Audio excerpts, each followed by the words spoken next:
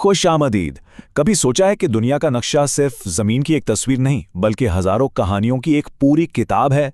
तो चले आज इस किताब को मिलकर पढ़ते हैं और सिर्फ चंद मिनटों में पूरी दुनिया का एक तेज रफ्तार चक्कर लगाते हैं। तो सीधा सा सवाल ये है, क्या वाकई दुनिया के नक्शे को पढ़ा जा सकता है? ये सिर्फ मुल्कों के नाम पहचानने से कहीं ज्यादा है। चलें इस फन को मिलकर सीखते हैं। तो ये है हमारा आज का सफरनामा। पहले समझेंगे नक्शा क्या है, फिर देखेंगे दुनिया के बड़े हिस्से, उसके बाद नक्शे की ज़बान सीखेंगे, एक छोटी सी दुनिया की सैर करेंगे और आखिर में ये सब इतना ज़रूरी क्यों है।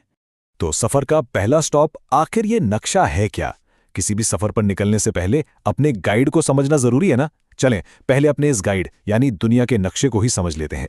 आसान लफ्ज़ों में अलालमी नक्शाख्वानी का मतलब है दुनिया की तस्वीर को समझना। ये एक ऐसी यूनिवर्सल ज़ुबान सीखने जैसा है जो लफ्ज़ों के बगैर कहानियाँ सुनाती है। इस ज़ुबान के हुरूफ़ तहजी हैं बर्र-ए-आज़म, समंदर और सिमतें, और आज हम इसमें एक्सपर्ट बनने वाले हैं। ठीक है, बेसिक्स तो समझ आ गए। अब वक्त है दुनिया के बड़े प्लेयर्स से मिलने का, यानी वो जमीन के बड़े टुकड़े और नीले समंदर जो हमारे सैयारे को शक्ल देते हैं। जब बात जमीन के बड़े हिस्सों की होना तो बस एक नंबर याद रखना है। कोई अंदाजा? बिल्कुल सही, वो नंबर है 7।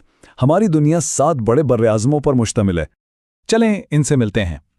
एशिया सबसे बड़ा, अफ्रीका जहां से इंसानियत का सफर शुरू हुआ, फिर यूरोप, शिमाली और जनूबी अमेरिका, ऑस्ट्रेलिया, और बिल्कुल नीचे बर्फ से ढका अंटार्कटिका। ये 7 नाम मिलकर ही तो दुनिया की जमीनी कहानी बनते हैं। जमीन की बात तो हो गई, लेकिन इस नीले पानी का क्या, जो इन सबको जोड़ता और अलग करता है? यहां पर जो नंबर याद रखना है वो है 5। ये हैं बहरुल काहिल यानी पैसिफिक ओशन, जो इतना बड़ा है कि सारे बर्र-ए-आज़म इसमें समा सकते हैं। फिर बहर ओशियानुस, बहरे हिंद और ऊपर नीचे के बर्फीले आर्कटिक और सदर्न ओशंस। अब देखें, हमारे जहन में दुनिया की पूरी तस्वीर बन गई है। अच्छा, बर्र-ए-आज़म और समंदर तो पहचान लिए, लेकिन इन पर रास्ता कैसे ढूंढे? इसके लिए ना हमें नक्शे की खुफिया ज़बान को समझना होगा। ये ज़बान बनी है लकीरों, अलामतों और रंगों से। चलें इस कोड को क्रैक करते हैं। जरा इन आड़ी तिरछी लकीरों को देखें। ये ना पूरी दुनिया का जीपीएस सिस्टम है, बस पुराने स्टाइल का।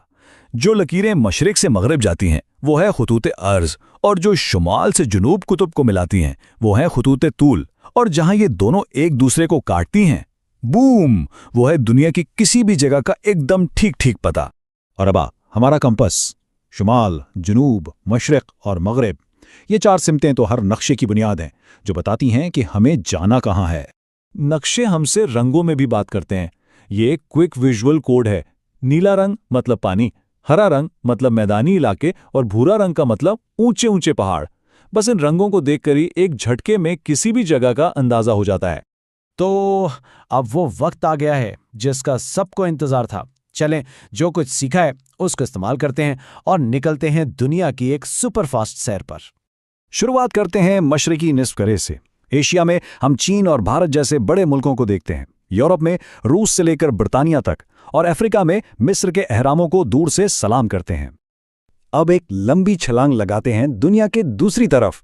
शुमाली अमेरिका में अमेरिका और कनाडा, नीचे जनूबी अमेरिका में ब्राज़ील और अर्जेंटाइन, और आखिर में सीधा ऑस्ट्रेलिया, जो एक मुल्क भी है और पूरा का पूरा बर्र-ए-आज़म भी। चलें अब जमीन से आसमान की तरफ नजर डालते हैं। हिमालय में दुनिया की छत माउंट एवरेस्ट, और उसके बिल्कुल साथ हमारा K2। फिर यूरोप में माउंट ब्लैंक की बर्फीली चोटियां, और अफ्रीका का मशहूर माउंट किलिमंजारो। पहाड़ों से उतरते हैं और उन दरियाओं की तरफ आते हैं जो तहजीबों की लाइफलाइंस हैं। अफ्रीका में बहता दुनिया का सबसे लंबा दरिया नील, जनूबी अमेरिका का ताकतवर अमेज़न, पाकिस्तान की शहरक दरियाए सिंध, और हिंदुस्तान का मुक़द्दस दरिया गंगा। तो ये सुपरफास्ट टूर तो हो गया, लेकिन एक मिनट, असल सवाल तो ये है कि ये सब जानना जरूरी क्यों है? यानी नक्शा पढ़ने की स्किल से हमारी जिंदगी में क्या फर्क पड़ सकता है? देखें इसका फायदा क्या है। जब नक्शा पढ़ना आ जाता है ना, तो ज्योग्राफी सिर्फ स्कूल का एक सब्जेक्ट नहीं रहता, बल्कि एक मज़ेदार एडवेंचर बन जाता है। इम्तिहानात में तो मदद मिलती ही है, लेकिन सबसे अहम बात यह है कि इससे हमारी सोच का दायरा बढ़ जाता है। हम दुनिया को एक अलग नज़र से देखने लगते हैं। तो अब जब नक्शा पढ़ने का हुनर हाथ आ गया है, तो अगली मंजिल कहाँ होगी? अब पूरी दुनिया सामने है, बस एक ख्याल की दूरी पर। सोचने की बात है कि इस नक्शे पर अगला निशाना कहाँ लगाया जाए।